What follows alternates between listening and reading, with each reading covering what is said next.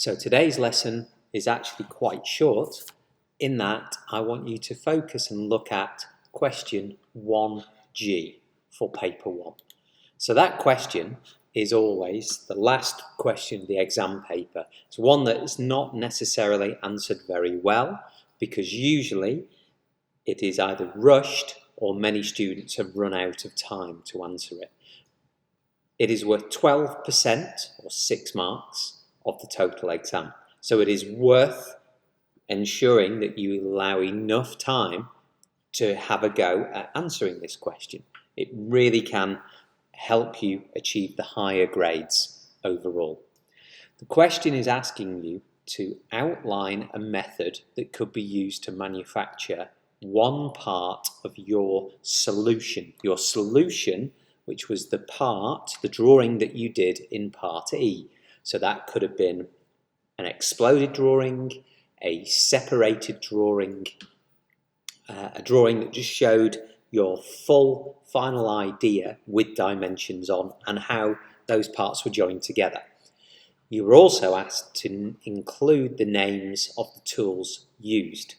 So in terms of responding to this as a question, on a normal exam, you would have an A4 piece of paper, blank piece of paper to answer this question.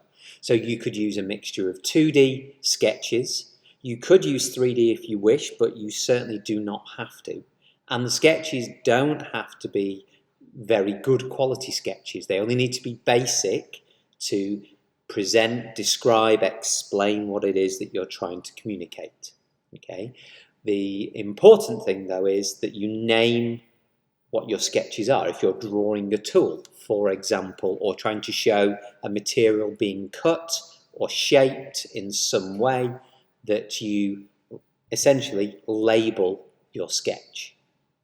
So you've got two real options. Option one is that you could look at your full solution design and think about how would that be manufactured commercially or industrially. Okay, so how would it be made in industry if they were getting your design and repeating it? So think there, if you've used timber in some way, some form of wood, what would IKEA do you think, to manufacture your design? So in other words, what big machines they would use, because they don't have a team of people cutting by hand. They use big machines to replicate the cutting all the time to make sure that all the holes are exactly the same, that they're in exactly the same place. Okay, so often in commercial manufacture, they're looking at using conveyor belts and conveyor lines and robots and scanners, jigs and things like that to make sure that things perfectly line up. Okay, so that's quite difficult to give you experience of unless you see inside of factories. Or you could look at how you could manufacture one part in a school workshop. And actually that is really what the exam board are after from you. Okay, if they then said, right, now go away and make one of the parts of your design, how would you do it?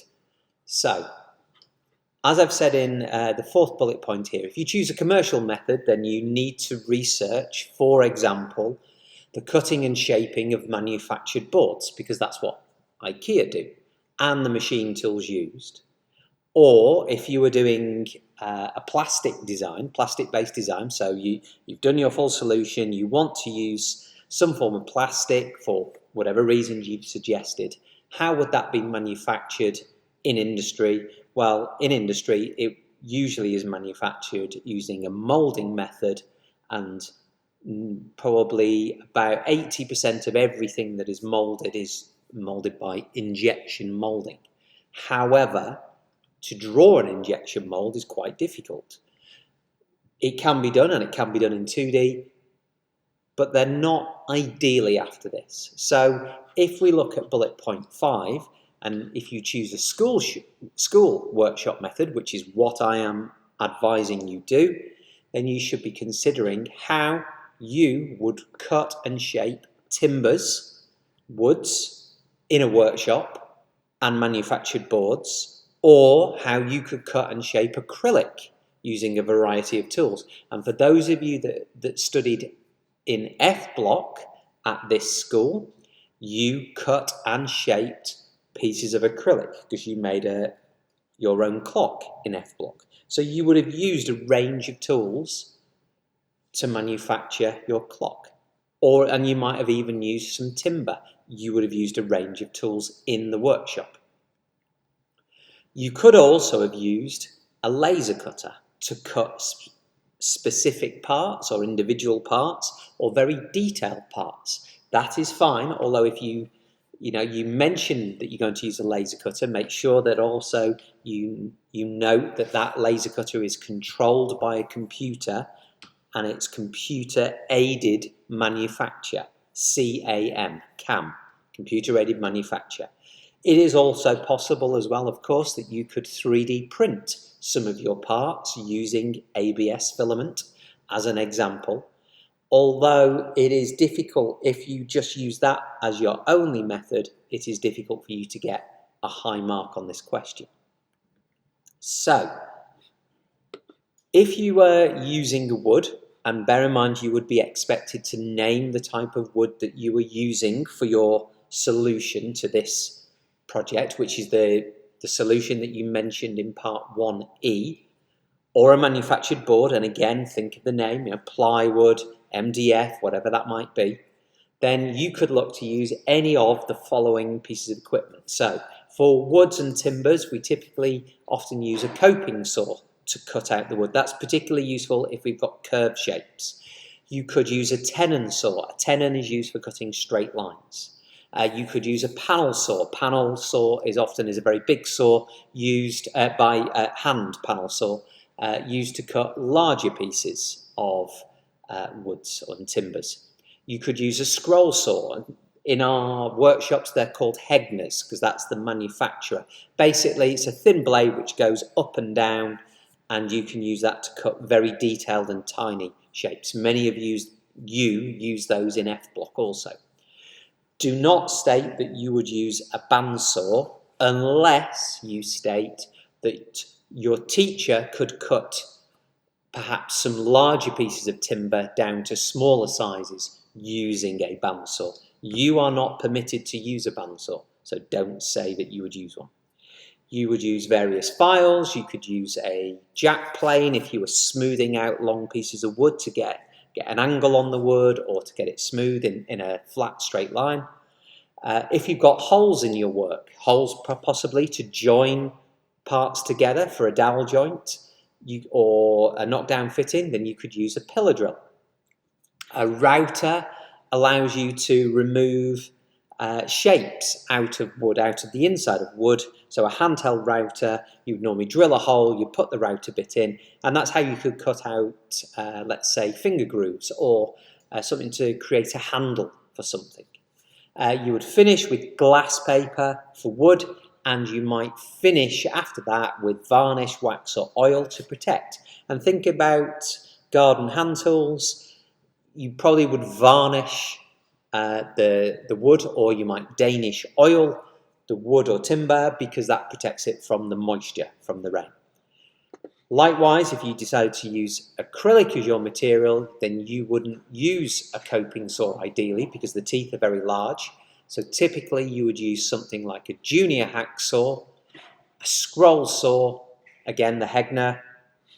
You would use various files of different shapes. Remember, the files get their name from its shape, like a half round file or a triangular file. And that could also include needle files, very small ones. If you wanted to bend the acrylic, like let's say at 90 degrees or an angle, then like a stand, you could use a line bender. You could use a plastics oven if you want to mold or shape acrylic. You could use a pillar drill also for drilling holes. To finish acrylic, we would use things like wet and dry, which is an abrasive paper. We would use a polisher, which is basically a polishing mop on a wheel which spins around really fast. The heat then generates a shine. As I said before, you could use a laser cutter for cutting detail shapes or even engraving acrylic. So you have a number of tools and options, and what I would say is that if you don't know what those pieces of equipment are, things that I've mentioned, that's independent research. You find out what they are.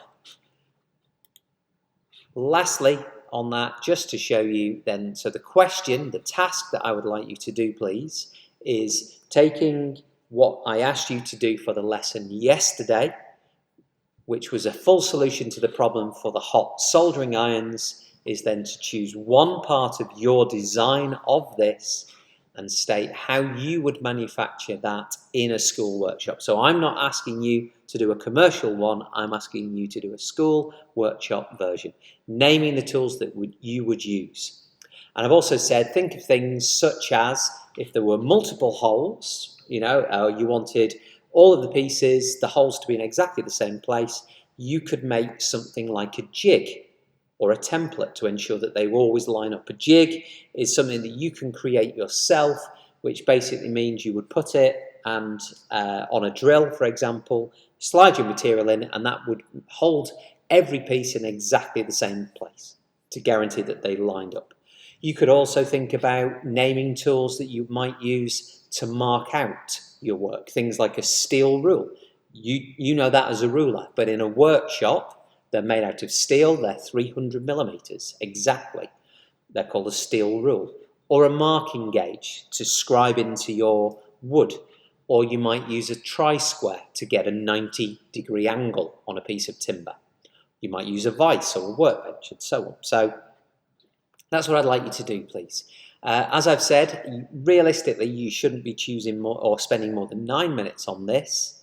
And you need to photograph and then insert your screenshot image of how you would do one part. So in order to do this, what you need to do is draw the part out very quickly on your sheet, i.e. what are you making, what does the part look like, and then you would usually draw the raw material. So then if you're doing it out of a piece of timber, you might pick a piece of manufactured board, which usually would be a rectangle. You would show how you would mark out your design on that rectangle, then how you would cut it, then how you might drill it or file it to shape, and how you might finish it or assemble it. And that's it. Okay. Good luck.